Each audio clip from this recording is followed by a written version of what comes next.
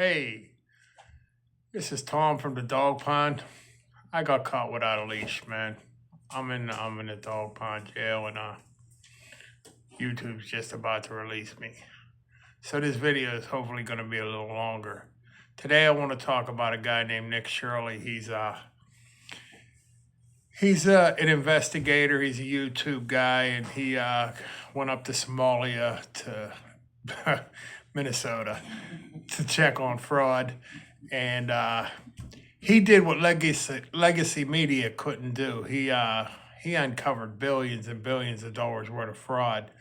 And I watched a YouTube video today. He's a hero, man. He's a young guy. He got drive. He got ambition, and he's making a difference in America. We need people like him.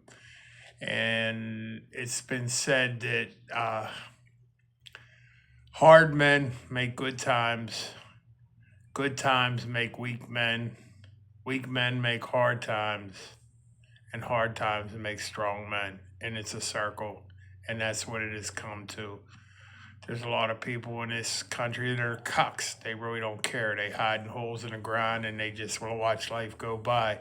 But there's a few people that'll go out there and put their necks on the line to help other people and expose the bullshit that happens in our country every day. And I talked about there's a club and we're not in it. But this guy, if you can, watch his videos and give that guy a like because like I said, he's a hero, man. He got balls, man. He goes up into communities that really don't want him there. And I just watched a video about this Somalian guy screaming at him, telling him that like he's a racist. And I'm tired of that racist thing. You know what? That's the oldest card that don't work no more, man. It's like when you're playing poker and having a pair of twos. You might bluff once in a while and get over with it, but actually after a while, people start catching on to your like bullshit, and they call you on it, and then your pot goes like all your money goes like into the pot. So this kid, he goes up there, and all he's asking about, there's supposed to be three businesses that's registered at this address, and the guy that owns the address comes out and said, you're just a racist and you don't want Muslims in the country. So why don't you just go and try to change the Constitution? And this kid, Nick Shirley, says, I don't want to change the Constitution. I'm not asking about Somalis. I'm just asking about fraud. Where are the businesses that are supposed to be here? And the guy kept saying, well, there ain't them businesses. They're not here. Well, they're registered here. Three of them. Where are they at? And the guy couldn't give him an answer, and he just kept going back to the race card. And it's either like you're a racist, you're a white supremacist, you're a fascist or a Nazi. Well, guess what? It's old and we got fatigue and we just don't care no more. You can call us anything we want, but you can't call us liars. You know what I mean? Everything that goes in a wash comes out in a rinse. And that's a fact. You know what? If you lie, it's going to come out eventually. I don't care because once you start lying, you got to add more stuff and you got to remember lies. It's easier to tell the truth. I always tell people, I'm going to tell you the truth and you might hate me now, but at least I'm not going to lie to you and you find out 6 months later and you hate me even more then. You know what? We're all responsible for our own actions and what we do daily. And if we accept personal responsibility, then things will get better in our lives. Like, you know what?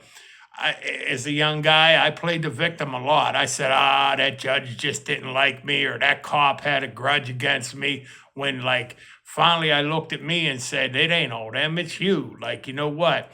I'm the one that got to change. If I don't change, there's going to be no change because like if I allow people to keep like letting me do my bullshit, why would I want to change, But there's a new group of people out there. There's some young, strong men and women that are like they're standing up, and that's what we should do. Because I would rather stand than live on my knees. I will not live on my knees because the God that I pray to, Jesus, he don't want me to do that. He wants me to be the giver of truth and light. My Savior is Jesus Christ. It's not Donald Trump, even though Donald Trump's doing a really good job. And I respect a lot of the things that he does. But also, Donald Trump got self interest. And you can believe that. He didn't become a billionaire by not being a smart man. So, like, I appreciate what he's done for our country. I appreciated he built a wall. If I was him, I'd build a wall on the north too between us and Canada. You know what I mean? I'd put a 50 like a 50 to 100 foot demilitarized zone in there and landmine it. You know what I mean? You come over, but boom, fire. We like fireworks, especially on the 4th of July. You know what I mean? And he deports them, like he treats them right. He puts them on an airplane and he takes them back to the country of origin. Or if they don't want to go back there, he'll take them to another country. Me, I'm less of that guy. I'd put them in a catapult and just shoot them over the wall. That's how I'd handle it. Like, you know what I mean? But that's why I'll never be president. Yeah.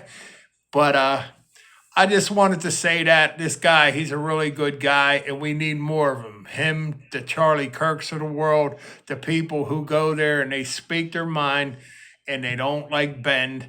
And you know what? They can have conversations. I'll always have a conversation with people. You know, there's different points of view, and everybody has one. You know, and I'll sit and I'll listen to yours. You know, and I'm not going to get angry and I'm not going to get violent. You know, because God gave you that right. If you take it, like, you know what, if you speak up and you speak your mind, if that's the hill you want to die on, then that's the hill you want to die on. But me and mine, we serve the Lord in our house. And I thank you for listening, and I hope you all have a good day. You know, our country's changing, people, and it's changing for the better, I think. You know, so when it comes to the midterms, we need to go out and vote. We don't need to just check that box on the line. We need to look and we need to find out what these people are about. Do they own businesses, or are they career politicians? You know, are they self-sufficient? Are they going in there to collect just a $200,000 paycheck a year in Congress and then vote how a big corporation wants them to vote, or are they voting our conscience? Because that's how it should be. You know, I'm repeating myself a little bit. I've said things in the past shorts that I've made, but I really believe that, like, our country is changing. You know, they talk about abortion, and that's your choice too. If that's what you want to do and you want to destroy a life, that's yours. But my opinion is, you know what I mean? At the moment of conception, there's a spark. You can look on it. They did it on electron microscope. Man, there's a spark when the sperm hits the egg, and that's life. And you'll hear some people say, well, that's just a clump of cells. Well, okay, go and kill a pregnant woman and see how many homicides you're gonna get. You're gonna get two. You know, it's convenient for them, like, to give you a double homicide when the DA's charging you, but a woman goes out and uses abortion for contraceptions and it's just a clump of cells. I don't think so. There's babies in there and they were predestined to come on this earth. Who are we to tell? Like, you know what? You don't want to have a kid? Like, put a nickel between your legs and keep your legs closed. Or the guy, if a girl tells you that she's taking a pill or she got contraception, don't ever trust her, man. Make sure you're protected. Use a condom. I'm telling you, man, this is like our responsibility, taking responsibility for ourselves on the guy's side, you know, and unless it's your wife, of course, and you know who you're dealing with. But like, if it's like some girl or some guy that you've just met, like, you know what? It's up to you. It's not their responsibility. It's yours. So have a good night. Thanks for listening to me, and have a blessed day. The dog's going to sleep now. Good night.